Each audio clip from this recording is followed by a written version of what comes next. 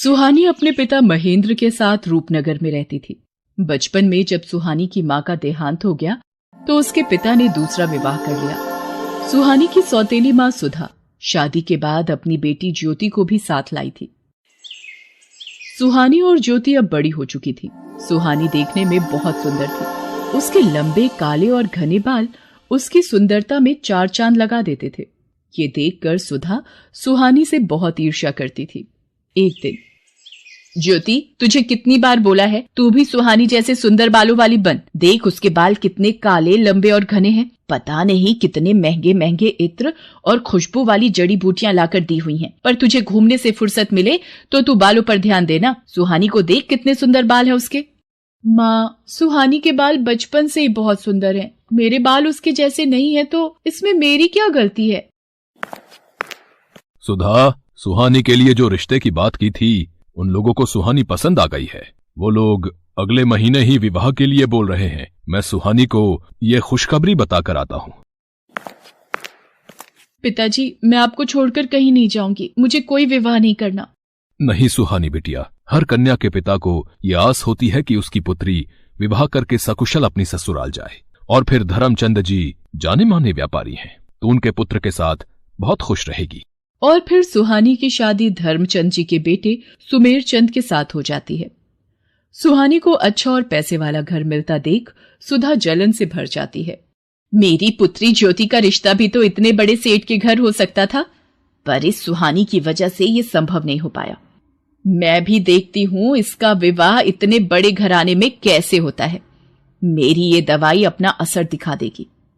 सुहानी, जाओ जल्दी से स्नान कर लो, फिर विवाह के लिए तैयार भी होना है। हे भगवान, मेरे बाल कहाँ गए? मेरे सिर के तो सारे बाल गायब हो गए। ये कैसे हो गया? मैं गंजी हो गई। मेरे बाल कहाँ चले गए? पिताजी, पता नहीं, मैं नहाकर बाहर आई हूं तो देखा मेरे सिर पर बाल नहीं है। पिताजी, अब मैं क्या करूं? हे राम, ये क्या हो गया? तुम्हारे बालों से ही तो तुम्हारी सुंदरता थी। अब तुम गंजी हो गई हो। अब तो कोई भी तुमसे विवाह नहीं करेगा। ये सब क्या हो गया प्रभु? मेरी बेटी के साथ ऐसा क्यों हुआ? मेरी बेटी ने कभी किसी का बुरा नहीं चाहा, फिर उसको ही ये दुख क्यों मिला? सुहानी का रिश्ता टूट जाता है। महेंद्र भी सुहानी को लेकर अब बहुत दुखी रहने लगा था। सुहानी जब अपने पिता को दुखी देखती तो वो भी फूट फूट कर रो पड़ती थी। और ऐसा होते देख सुधा और ज्योति मन ही मन बहुत खुश होती थी। अब तो नगर के लोग भी जब सुहानी को देखते तो उसे गंजी कहकर उससे डर कर भाग जाते। अरे, ये गंजी लड़की कितनी बदसूरत दिखाई पड़ती है। हाँ बहन, इसे देखकर तो डर लग रहा है। चलो यहाँ से चलते हैं। हे भगवान, सब लोग मेरे से नफरत करते हैं। मेरे भी सपने थे कि मेरा विवाह होगा, मैं भी अपने ससुराल जाऊंगी। मेरे सारे सपने चूर चूर हो गए। मेरी वजह से मेरे पिताजी भी आज दुखी है। फिर मैं जीकर क्या करूंगी? तभी सुहानी के सामने उसकी माँ प्रकट होती है। माँ, आप कहाँ चली गई थी मुझे इस दुनिया में अकेला छोड़कर? मैं तुम्हारी मदद के लिए धरती पर आई हूँ। तुम बहुत अच्छी लड़की हो। अब तुम्हें निराश होने की आवश्यकता नहीं है। मैं तुम्हें ऐसे बाल दूंगी जिन्हें देखकर लोग तुम्हें कभी नहीं भूल पाएंगे। मैं तुम्हें सोने चांदी के बाल प्रदान करूंगी। जैसे ही सुहानी की माँ सुहानी के सिर पर हाथ फेरती है, सुहानी के सिर पर सोने चांदी के बाल आ जाते हैं। सोने चांदी के सुनहरे चमकते बाल सुहानी की खूबसूरती को और बढ़ा रहे थे। माँ, ये सोने चांदी के बाल तो बहुत खूबसूरत है। आपका बहुत बहुत धन्यवाद। आपने मुझे फिर से सुंदर बना दिया। आपने मेरी सारी परेशानी दूर कर दी। खुशी खुशी अपने घर जाओ सुहानी। अब कभी भी उदास नहीं होना। मेरा आशीर्वाद सदैव तुम्हारे साथ है। सुहानी खुशी खुशी घर की ओर चल पड़ती है।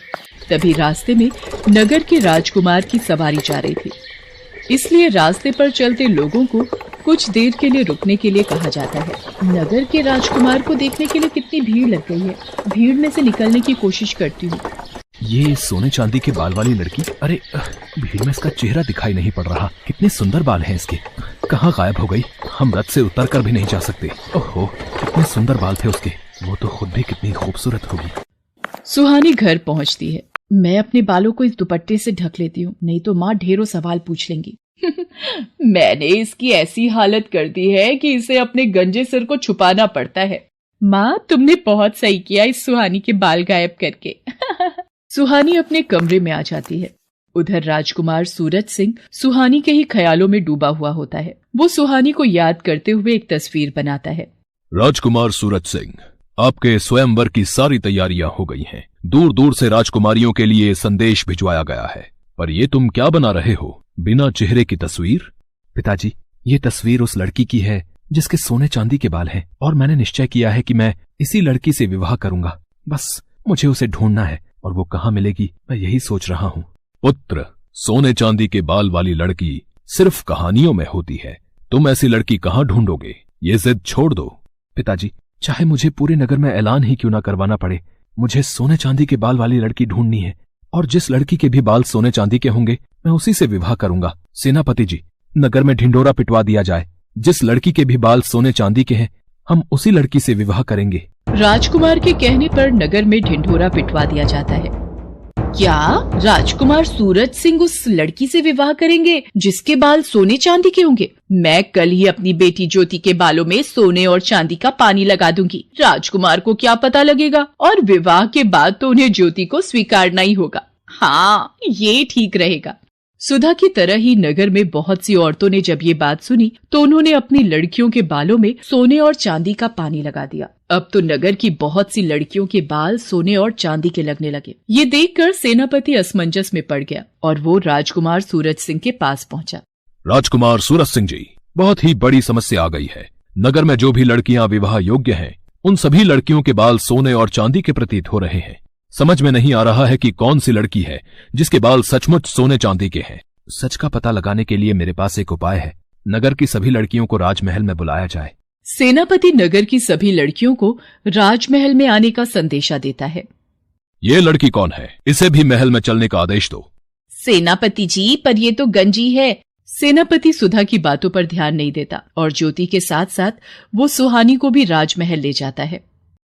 आप सबको मैंने इसलिए आमंत्रित किया है कि मैं अपने लिए उचित वधू ढूंढ सकूं, पर आप सबने ही अपने बाल सोने और चांदी के कर लिए। अब एक एक करके सभी कन्याएं इस फव्वारे के नीचे खड़ी होंगी और बालों की सच्चाई सामने आ जाएगी। ये क्या हो रहा है?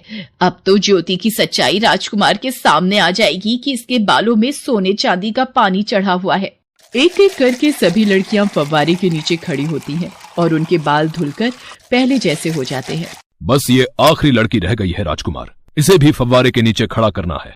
पर ये तो गंजी है, इसके बाल तो मैंने ये मैं क्या बोलने जा रही थी।